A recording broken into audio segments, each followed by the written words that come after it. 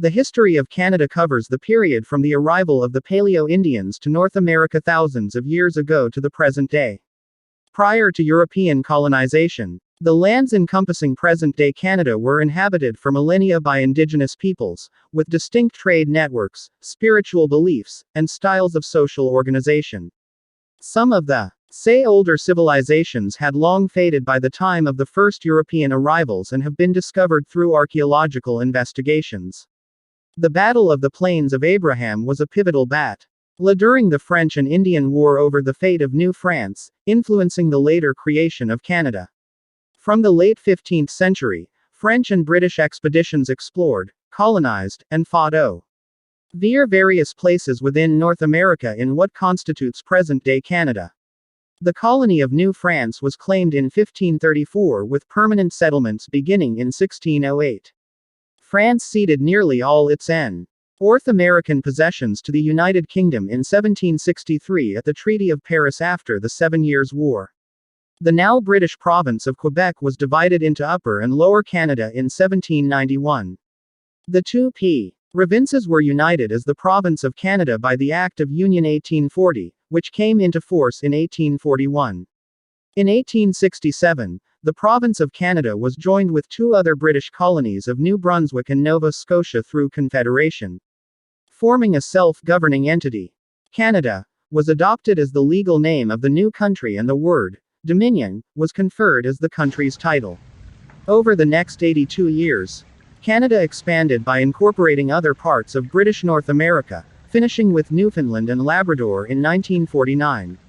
Although responsible government had existed in British North America since 1848, Britain continued to set its foreign and defense policies until the end of the First World War. The Balfour Declaration of 1926, the 1930 Imperial Conference and the passing of the Statute of Westminster in 1931 recognized that Canada had become co-equal with the United Kingdom. The patriation of the Constitution in 1982 marked the removal of legal dependence on the British Parliament. Canada currently consists of 10 provinces and 3 territories and is a parliamentary democracy and a constitutional monarchy. Over centuries, elements of Indigenous, French, British, and more recent immigrant customs have combined to form a Canadian culture that has also been strongly influenced by its linguistic, geographic and economic neighbor, the United States. Since the conclusion of the Second World War, Canadians have supported multilateralism abroad and socio-economic development. The conquest has remained a difficult subject for French-Canadian historians because it can be viewed either as economically and ideologically disastrous or as a providential intervention to enable Canadians to maintain their language and religion under British rule. For virtually all Anglophone historians, it was a victory for British military, political, and economic superiority which would eventually only benefit the conquered. Historians of the 1950s tried to explain the economic inferiority of the French Canadians by arguing that the conquest destroyed an integral society and decapitated the commercial class. Leadership of the conquered people fell to the church, and, because commercial activity came to be monopolized by British merchants, national survival concentrated on agriculture. At the other pole are those Francophone historians who see the positive benefit of enabling the preservation of language, religion, and traditional customs under British rule. French-Canadian debates have escalated since the 1960s, as the conquest is seen as a pivotal moment in the history of Quebec's nationalism. Historian Jocelyn Letourneau suggested in the 21st century, 1759 does not belong primarily to a past that we might wish to study and understand, but, rather, to a present and a future that we might wish to shape and control. Anglophone historians, on the other hand, portray the conquest as a victory for British military, political and economic superiority that was a permanent benefit to the French. Alan Greer argues that Whig history was once the dominant style of scholars. He says the interpretive schemes that dominated Canadian historical writing through the middle decades of the 20th century were built on the assumption that history had a discernible direction and flow. Canada was moving towards a goal in the 19th century, whether this endpoint was the construction of a transcontinental, commercial, and political union. The development of parliamentary government, or the preservation and resurrection of French Canada, it was certainly a good thing. Thus the rebels of 1837 were quite literally on the wrong track. They lost because they had to lose. They were not simply overwhelmed by superior force, they were justly chastised by the God of history. The Canadian forces and civilian participation in the First World War helped to foster a sense of British Canadian nationhood.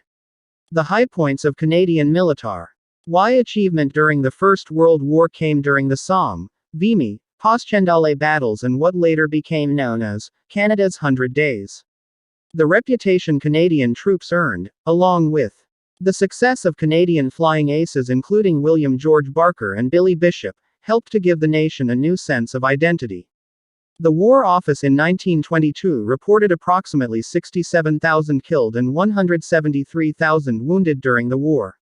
This excludes civilian deaths in wartime incidents like the Halifax explosion. Support for Great Britain during the First World War caused a major political crisis over conscription, with Francophones, mainly from Quebec, rejecting national policies. During the crisis, large numbers of enemy aliens, especially Ukrainians and Germans, were put under government controls. The Liberal Party was deeply split, with most of its Anglophone leaders joining the Unionist government headed by Prime Minister Robert Borden, the leader of the Conservative Party. The Liberals regained their influence after the war under the leadership of William Lyon Mackenzie King, who served as Prime Minister with 3 separate terms between 1921 and 1949. Environmental issues increased in importance in Canada during the late 90s, resulting in the signing of the Kyoto Accord on Climate Change by Canada's Liberal government in 2002. The accord was in 2007 nullified by Prime Minister Stephen Harper's Conservative government, which proposed a Made in Canada solution to climate change. The March of Hearts rally in support of same-sex marriage at Parliament Hill in 2004. Same-sex marriage was legalized in 2005 with the passage of the Civil Marriage Act. Canada became the 4th country in the world and the first country in the Americas to legalize same-sex marriage nationwide with the enactment of the Civil Marriage Act in 2005. Court decisions, starting in 2003, had already legalized same-sex marriage in 8 out of 10 provinces and 1 of 3 territories. Before the passage of the act, more than 3,000 same-sex couples had married in these areas. The Canadian Alliance and PC Party merged into the Conservative Party of Canada in 2003, ending a 13-year division of the Conservative vote. The party was elected twice as a minority government under the leadership of Stephen Harper in the 2006 federal election and 2008 federal election. Harper's Conservative Party won a majority in the 2011 federal election, with the New Democratic Party forming the official opposition for the first time. Under Harper, Canada and the United States continued to integrate state and provincial agencies to strengthen security along the Canada-United States border through the Western Hemisphere Travel Initiative. 241, from 2002 to 2011. Canada was involved in the Afghanistan War as part of the U.S. Stabilization Force and the NATO-commanded International Security Assistance Force. In July 2010, the largest purchase in Canadian military history, totaling $9 billion Canadian dollars for the acquisition of 65 F-35 fighters, was announced by the federal government. Canada is one of several nations that assisted in the development of the F-35 and has invested over $168 million Canadian dollars in the program.